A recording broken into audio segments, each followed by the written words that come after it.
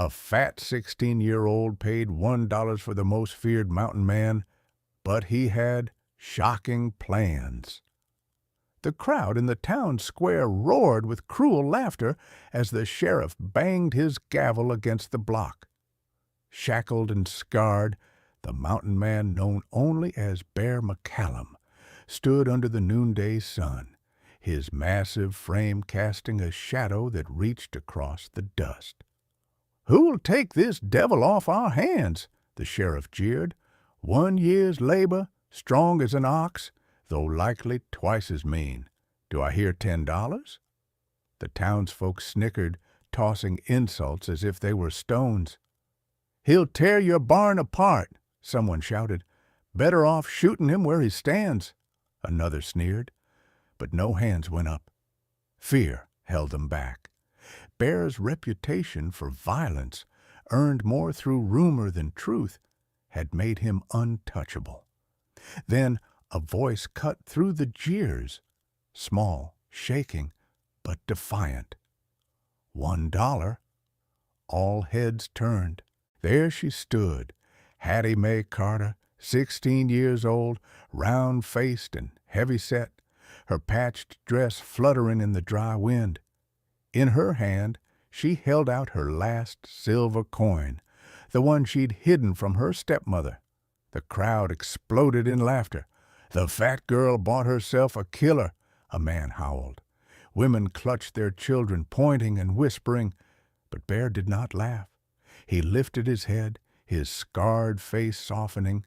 As he looked at her, slowly, deliberately, he nodded. When the gavel fell, sealing the sale, Hattie stepped forward. For the first time in her life, mocked, beaten down, cast aside, she had made a choice of her own. And the most feared man in Colorado bowed his head and said, low and steady, "Thank you, miss. You've given me back my life." The square fell silent. The Carter homestead sat on the edge of dry pasture land, a weather-beaten house with sagging shutters and a yard littered with broken tools. It should have been a place of safety for a girl like Hattie, but for her it was only a prison. Her stepmother, Marla Carter, met them at the porch with narrowed eyes and a sharp tongue. "What's this you've dragged home, girl? A monster to match your own size?" she hissed, spitting into the dirt. Behind her, Hattie's two stepbrothers laughed, their shoulders broad from years of work, their mouths twisted with cruelty. "I bought him fair at the auction," Hattie said softly, her chin trembling, but lifted all the same. "His contract belongs to me." Marla snorted. You don't own the shoes on your feet, and now you bring trouble to my door." She turned her scorn on Bear. "Stay out of my way, brute. You'll earn your keep, or you'll be whipped like the rest." Bear said nothing. His eyes flicked to Hattie, not Marla. There was no fear in him, no shame either, only a kind of grave patience. When Hattie's stepbrothers shoved him toward the barn, Bear did not resist. He took the rough treatment without a word, his scarred hands hanging loose at his sides. That evening, as the family sat down to supper, Hattie was served last, as always. Her stepmother scraped the dregs of stew into her bowl, barely enough to cover the bottom. The boys jeered, stuffing their mouths with bread, laughing at her hunger. But when Bear came in from the barn, dirt on his shirt and chains clinking at his wrists, he paused. He walked past the table, lifted the pot from the stove, and without a word ladled half into Hattie's bowl. Then he sat on the floor by the hearth and ate the crusts she'd been given. The room went silent.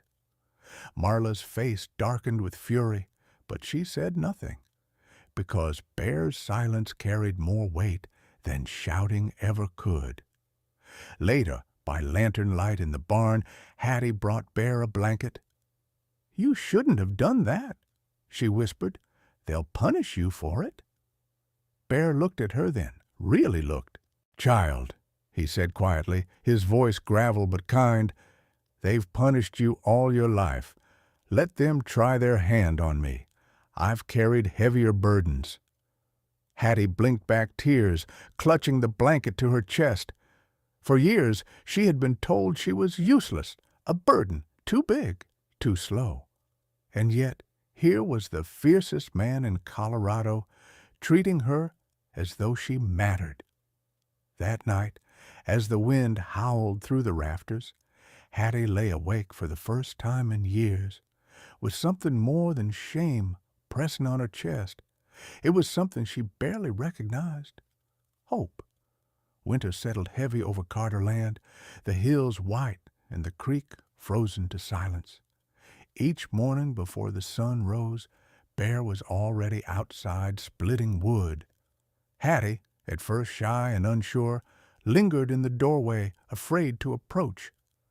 "Come here, girl," Bear called one morning, his breath fogging in the air.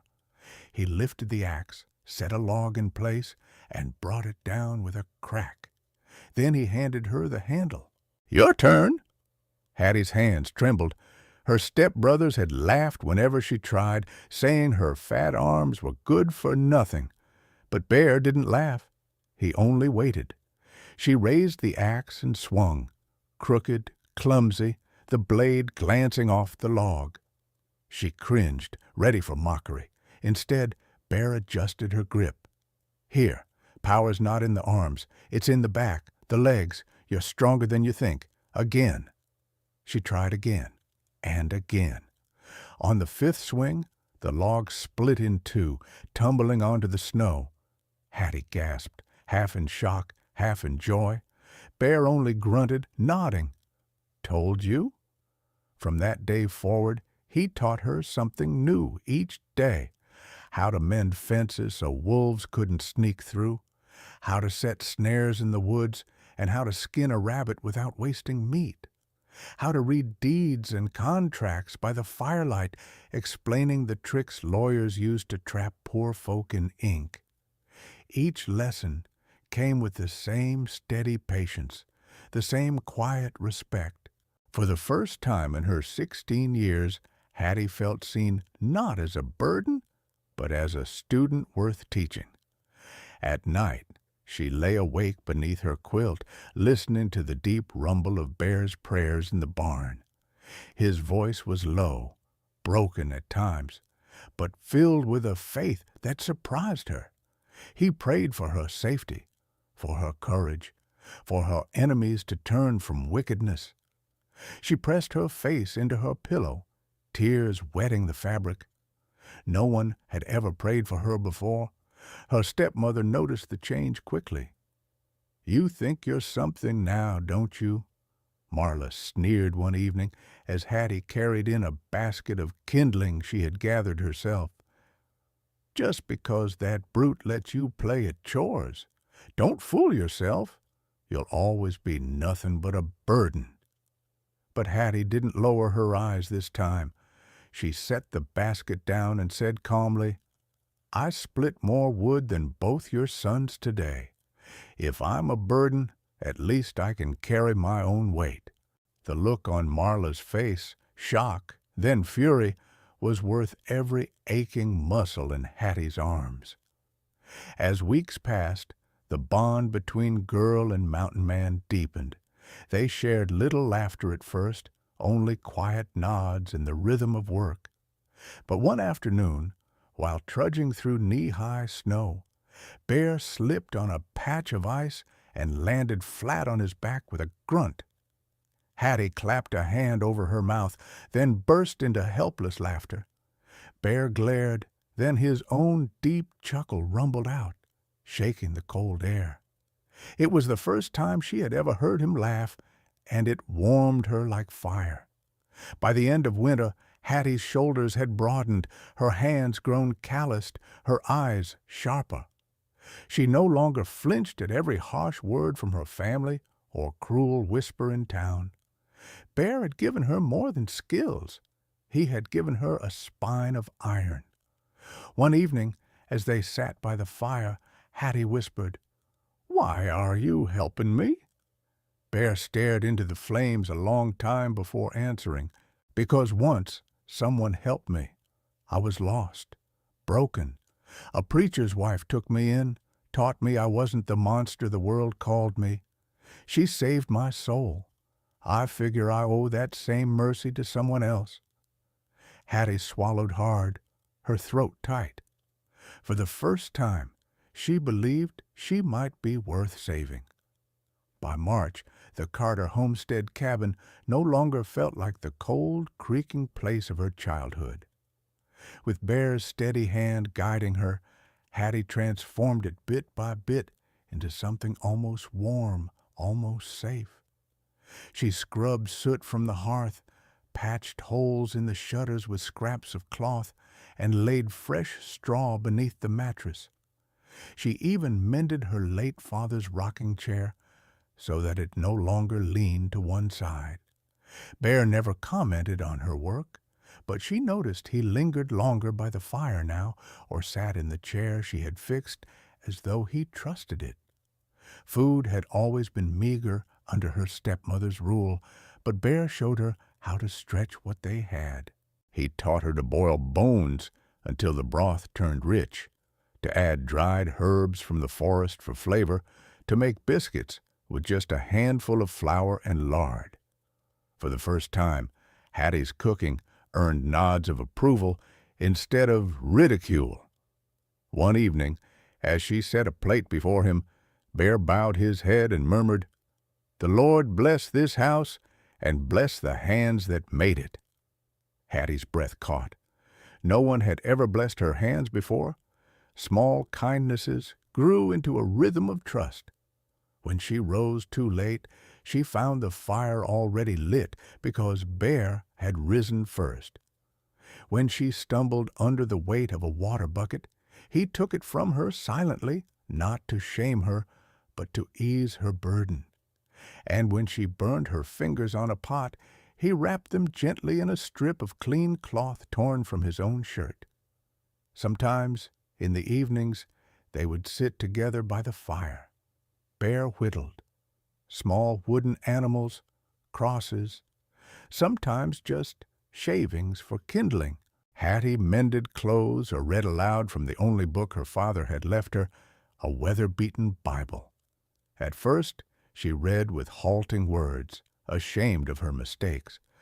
But Bear's low voice would rumble beside her, steadying her until the verses came smoother, stronger. One night, she asked him about the scars that crisscrossed his arms.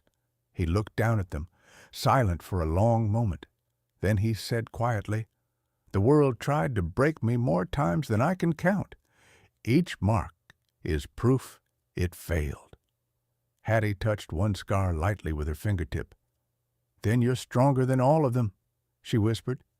His eyes met hers, and in that moment she felt seen more clearly than she ever had in her life. Spring brought harder work. Fences sagged under the weight of winter, livestock needed care, and the creek swelled with meltwater. Hattie followed Bear into every task. She drove fence posts with blistered hands, and when her step-brothers mocked her clumsy efforts, Bear silenced them with a look sharp as steel. "She's twice the worker you are," he said flatly. The boys turned red and stalked off, muttering, but they didn't challenge him.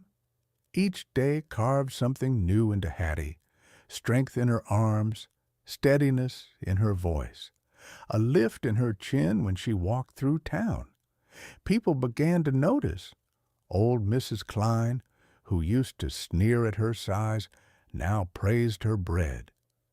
Children gathered at her knee when she visited the store, eager for the stories she read aloud from her father's Bible. The same men who once laughed at her in the street now tipped their hats, a little shame-faced. But not everyone approved. Her stepmother's fury grew with each passing week. "You think that brute will make you something you're not?" Marla spat one night when Bear had gone to the barn. "You're still fat still useless. No man will ever want you. Hattie looked her straight in the eye. Maybe no man will, she said softly, but I know one who respects me, and that's more than I ever had under this roof. For once, Marla had no reply. That night, Bear found Hattie on the porch, eyes glistening in the moonlight. "You did well," he said simply. She laughed shakily. "My knees were shaking the whole time." "Courage ain't the absence of fear," Bear replied. "It's standing anyway." He set a wooden carving in her palm, a small bird, wings outstretched. "You've got more flight in you than you think, girl." Hattie held the carving close to her chest. For the first time, she believed she might one day soar. It was a warm April evening when trouble rode back into their lives. The Carter family sat at supper, Bear at the hearth, Hattie serving stew, when the sound of hooves thundered up the lane.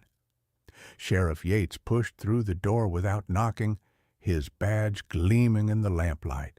Behind him stood two men in fine coats, the kind who never worked a day of ranch labor. "Hattie Mae Carter," the sheriff drawled, "you and your hired hand are trespassing on land that now belongs to the Colorado Rail Company." Bear rose slowly, towering over them, his eyes narrowing. "This land belongs to the Carters, always has." The taller of the two men, Silas Kettering, produced a folded document with a wax seal. "Not any more. Your stepfather, God rest him, signed over the water rights to this property. Without water, your claim means nothing." Marla Carter gasped, half in outrage, half in triumph. "I told you, girl, you and that beast have been playing at ranching when you should have bowed to your betters." Hattie's hand shook as she took the paper, trying to read by the flickering lamp. The words swam before her, filled with legal jargon. But Bear stepped forward, his voice firm. "This is a forgery. Ink's too new. Seal's wrong. And Henry Carter never put his mark to anything without a witness." The sheriff smirked. "You talk mighty bold for a man with a murder warrant waiting in Montana. Maybe I ought to haul you in right now." The room went still. Hattie turned to Bear, her heart clenching. "Murder?" she whispered. Bear's face was carved from stone, but his eyes softened when they met hers. "I never killed a man who wasn't trying to kill me first," he said quietly. "But the law don't always care about the truth." Silas tucked the document back into his coat with a smile. "You've got 1 week. After that, we take the land by force." He tipped his hat mockingly toward Hattie. "Enjoy your last days, girl." When the men were gone, Hattie felt her world crumbling. "Why didn't you tell me?" she demanded, tears in her eyes. "All this time, were you just waiting for them to come?" Bear knelt, so his gaze was level with hers. "Child, I didn't tell you because I didn't want my past to weigh heavier on your shoulders than it already does. But I swear on the scars on my body and the Lord who spared me, I will never let them take this land or you." That night, Hattie couldn't sleep. She sat by the window clutching the wooden bird Bear had carved her, watching the shadows. She remembered every insult, every cruel laugh, every time her family or the town tried to make her small. And now the railroad wanted to finish what they started, erase her completely. But Bear's words echoed in her chest. "Courage ain't the absence of fear. It's standing anyway." The next morning, Hattie rode into town alone. She went straight to Reverend Elijah Blackfox, a Cherokee preacher who had once been a friend to her father. He listened silently as she poured out the story, then went to a locked chest and drew out old maps and treaties. "These were signed before the railroad even laid its first track," he said gravely. "Your land is protected if you can prove these papers are genuine." Hattie's eyes burned with determination. "Then we'll prove it." But the railroad men struck back hard. That same night, flames lit the sky over Doña Rosa's ranch. Her home burned to ash by riders no one dared name.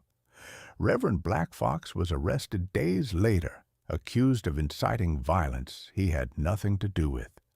And when Hattie returned from the jail, she found Bear gone, iron shackles lying in the mud. A note nailed to the fence read, "The Montana Devil is ours. Next, we come for you." The county courthouse at Silver Creek was packed to the rafters. Men leaned against the walls, women whispered from the benches, and the air hummed with curiosity. Few had ever seen the so-called Mountain Devil in chains. Bear was marched to the front, his wrists manacled, his broad shoulders bowed only by iron. Sheriff Yates smirked, certain the trial would bury both him and Hattie. On the other side sat Silas Keatering, smug as a king, with a stack of documents that supposedly proved the Carter land belonged to the railroad. When the judge called for opening statements, the railroad's lawyer rose, spinning a tale of violence, fraud, and savagery. He painted Bear as a killer, Hattie as a foolish child manipulated by a brute. Laughter rippled through the gallery. Then it was Hattie's turn. She rose from the wooden bench, her hands trembling, but when she spoke, her voice carried like a church bell. "You call him a monster," she said, her eyes sweeping the crowd, "but he is the only soul who ever treated me with kindness. While this town mocked me, while my own kin cast me aside, Bear McCallum taught me to mend fences, to read deeds, and to believe in myself. If you think that makes him a devil, then perhaps we should all pray for more devils like him." A hush fell. Even the judge leaned forward. Silas sneered, motioning to the papers. "Fine words, girl, but words don't change ink. These contracts show we own your land." At that moment, the heavy doors swung open. Reverend Elijah Black Fox strode in, flanked by federal marshals. He carried a bundle of weathered parchments tied with rawhide. "These," he declared, laying them on the judge's desk, "are the original treaties, signed by government hands before the railroad even dreamed of this valley. They prove the Carter land lies outside their claim." Gasps swept the room, but the final blow came from an old prospector who hobbled forward, leaning on a stick. "Name's Josiah Crane," he rasped. "I was there in Montana when they said Bear killed a man. That fella froze to death in a blizzard, and Bear here saved my life dragging me out. Railroad lied, just like they always do." The courtroom erupted. The judge pounded his gavel until silence returned. His verdict was swift and thunderous. All charges against Bear dismissed, the railroad's claim declared fraudulent, and Silas Kettering ordered to stand trial for perjury and conspiracy. Bear's chains were struck off. He flexed his wrists, then turned to find Hattie watching him with tears streaming down her cheeks. He bowed his scarred head to her. "You saved me," he whispered. "No," she answered firmly, her voice steady now. "We saved each other." When the dust of the trial settled, Bear and Hattie rode back to the Carter homestead under a sky streaked with gold. The spring air smelled of sage and wildflowers, promise of new beginnings. Yet the world still watched them with wary eyes. Neighbors lined the fence as they passed, some offering shy nods, others whispering behind their hands. But this time, Hattie did not shrink. She sat tall in the saddle, her chin lifted, The girl who once cowered now carrying herself like a woman forged in fire. At the cabin, Bear stoked the hearth while Hattie lit a lantern. The small room glowed with warmth, chasing away shadows. Bear lowered himself onto the bench, rubbing the scars on his wrists. "They'll come again," he murmured. "Men like Kettering never stay gone long." Hattie set the lantern on the table and met his gaze. "Then we'll be ready, together." For a long moment, the only sound was the crackle of the fire. Then Bear said softly, almost to himself, "You gave me back my life, Hattie Mae. I thought I was nothing but a broken blade, fit only for rust. But you—" His voice broke, and he shook his head. Hattie crossed the room, laying her hand on his scarred knuckles. "And you showed me I was more than what they called me. More than the fat girl, more than the outcast. You saw me." Bear looked up, eyes shining with something unspoken. She squeezed his hand once, firmly. The fire burned bright, casting their shadows on the log walls, two figures side by side, facing a world that might never fully accept them. "Do you think we can really make it?" Hattie asked quietly. Bear's answer was simple. "We already have." Every time I revisit stories like Hattie's, I'm reminded that courage isn't born from power or beauty, but from standing tall when the world calls you small.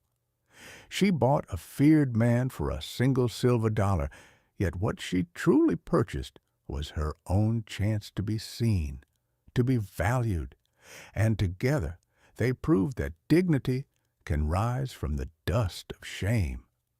Tell me, where in the world are you listening from tonight? And if you believe that even the most broken souls can build a home together, stay close. The next story is for you.